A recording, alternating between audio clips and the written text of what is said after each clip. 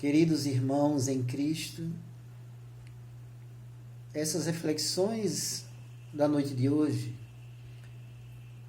com a finalidade de levar a mensagem do Evangelho do nosso Mestre Jesus, que é e será sempre uma mensagem de esperança, de consolação, de certeza para uma vida feliz. Os Espíritos são unânimes em afirmarem que nós só somos infelizes quando das leis morais nós nos afastamos. E as leis que regem o universo são as leis físicas e as leis morais. E, portanto, imutáveis. E nós, quando nos afastamos, através de atitude que não estão em sintonia com a proposta maior da lei de Deus, advém o sofrimento, a dor, não como castigo divino, mas como oportunidade de reajuste nesse processo de edificação espiritual que todos nós precisamos implementar. Deus nos criou simples, ignorante. O que é que vale dizer? Sem conhecimentos, sem nenhuma complexidade, mas nos permite, através das experiências reencarnatórias, aproveitar, através de uma vivência, a aquisição de valores de ordem moral e intelectual, no convívio em sociedade. Porque ninguém pode evoluir vivendo de forma isolada. Quando nós nos reunimos, uma ou mais pessoas, ou um grupo, nós temos responsabilidades mútuas. O respeito, porque na verdade cada um representa uma individualidade com as suas características próprias, com a sua maneira de ser, de pensar, de agir, e, consequentemente, é responsável pelo livre-arbítrio que possui, do direcionamento que vai dar à sua vida em prol da edificação espiritual ou estacionar no tempo e no espaço, para mais tarde ser impulsionado pelo processo automático que nos impulsiona ao caminho que nos afastamos, que é o caminho da evolução. Em todas as épocas da humanidade, nós tivemos orientações seguras, consistentes, a respeito do objetivo e finalidade existencial. Não podemos dizer que dentro das condições de evolução, nesse processo histórico evolutivo, que não tivemos amparo, ajuda, auxílio da misericórdia divina, porque o nosso Pai, Deus Todo-Poderoso, como a inteligência suprema do universo, jamais deixou de enviar filhos teus de maior evolução para dar um impulso ao progresso dos planetas, das raças, dos povos, para que assim possamos alcançar definitivamente o objetivo para o qual Deus nos criou, que é sermos perfeitos e felizes. É lógico que este é um processo de construção, porque se falava antigamente de que os anjos teriam sido criação à parte. Deus não seria justo, porque a uns estabeleceram uma condição de angelitude, aqui na representação simbólica da pureza, dos valores possuídos sem o esforço devido. Deus teria criado assim. Mas, por outro lado, também teria criado os espíritos tidos como entidades satânicas, e que, na verdade, consta de que foram os anjos que se rebelaram e criaram esta casta de espíritos rebeldes, quando na verdade a gente sabe que o espírito, quando alcança determinado grau de evolução, jamais ele retroage ou retrocede. Isto quer dizer que a nossa evolução é ascensional. Ninguém pode retroceder nesse processo de aprendizagem e da conquista das virtudes, que são os valores morais, que Jesus se refere em todo o seu cântico de esperança e de consolação para a humanidade. Não foi em vão a mensagem que Jesus nos legara, reunindo em seu foco ardente todas as aspirações sobre-humanas. Porque o amor que Jesus vivenciou na sua intensidade representa a diretriz segura para a consecução da nossa felicidade. E os Espíritos são unânimes em afirmarem de que nós só somos infelizes quando das leis morais nós nos afastamos. Quando do amor de Deus, o nosso Pai, nós nos desvinculamos. Porque Deus não desvincula de nenhum dos seus filhos. Nós é que nos afastamos. E o que poderia acontecer, senão o despertar pela dor e pelo sofrimento? É o que a humanidade, na atualidade, mais uma vez, está atravessando uma pandemia que tem dizimado muitas existências, não vidas, porque o espírito ele não morre jamais, mas existências temporárias, transitórias, onde, de forma inusitada, muitos estão chegando na pátria espiritual completamente atordoados.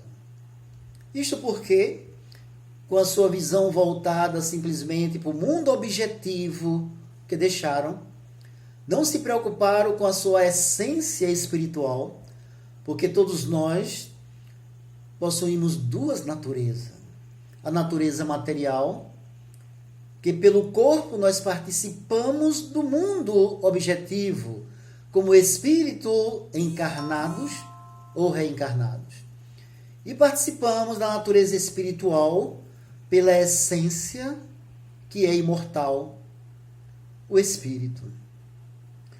E Allan Kardec, com muita propriedade, quando indaga da espiritualidade a respeito dos elementos gerais do universo, e a resposta é muito clara quando diz que existe o espírito e a matéria.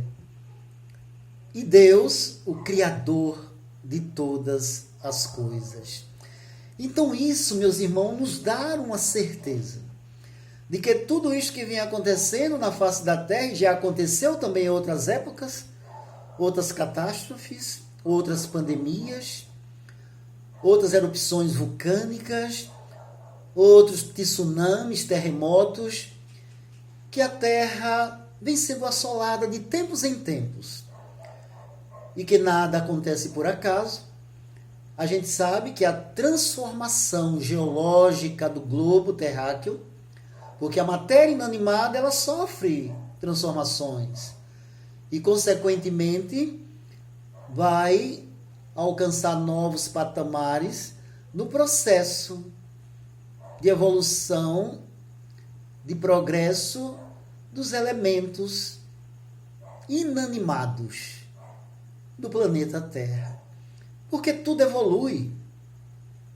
Os elementos químicos nas suas combinações, formando os elementos na sua constituição atômica, e que nada acontece sem a permissão divina.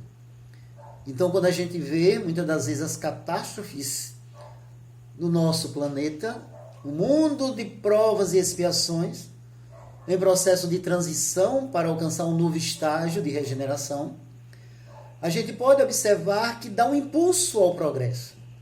Mesmo quando das ações humanas, através das guerras fratricidas, que aí não é determinação divina, é a animalidade, a ignorância, a insensatez dos ditadores, dos tiranos, dos dominadores, que pensam simplesmente no poder transitório, que não tem característica de permanência. Pode se estabelecer durante um período, chegar ao seu apogeu e depois tombar espetacularmente, como a gente tem visto em todas as épocas da humanidade, os grandes impérios que não restaram pedra sobre pedra.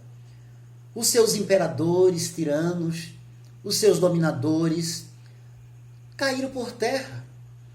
Muitos deles em processos obsessivos inenarráveis, em sofrimentos atrozes, perseguido pelas suas vítimas, que ele mesmo dizimara a sua existência na crueldade que esses reis, no comando desses reinados, estabeleceram a miséria, a fome, a morte em todas as épocas da humanidade. Mas, por outro lado, a gente vê que espíritos extraordinários, que alcançaram o seu processo evolutivo em outras épocas, em outros planos, em outros planetas, e a pedido do nosso Mestre Jesus, mergulham na carne, para poder dar um impulso ao progresso dos povos, que permanece estacionário no tempo e no espaço. A gente vai encontrar esses construtores da edificação do bem na face da terra. O único caminho para se estabelecer verdadeiramente um caminho de paz, de harmonia e de felicidade. Espíritos que, descendo das suas moradas celestiais, mergulharam no corpo e, mantendo a condição que lhe era peculiar, deixaram um legado de esperança para a humanidade, falando das belezas reinantes das leis morais, as leis divinas, falando da imortalidade da alma, da reencarnação, falando da grandiosidade das moradas que existem neste universo infinito, cantando a glória do Altíssimo.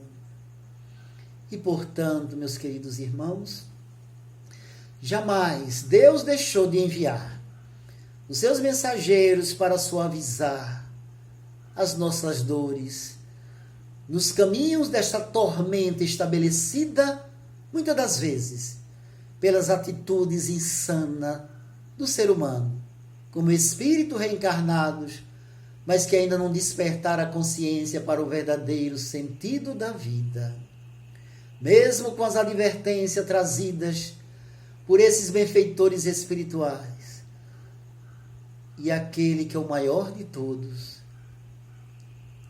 jamais deixou de nos amparar. Vinde a mim, todos vós, que estáis aflitos e sobrecarregados, que eu vos aliviarei, porque o meu jugo é suave e o meu fardo é leve.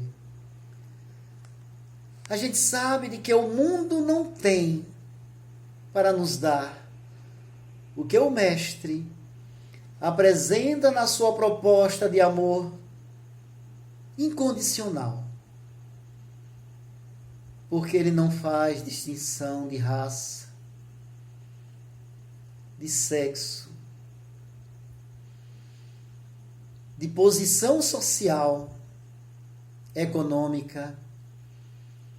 Ele amou e ama a todos indistintamente.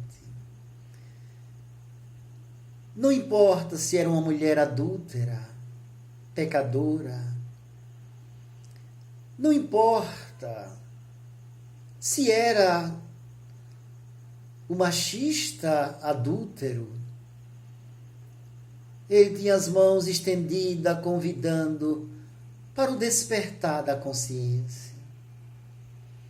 Não importava se era aquele chagado pelo bacilo de Hansen, tendo seu corpo todo dilacerado, ele acolhia como irmão seu e a todos amava. Não importava se era um patrício arrependido pelos abusos, pela exploração, pela discriminação estabelecida, mas que agora, encontrando-se arrependido e o buscava, ele acolhia, independente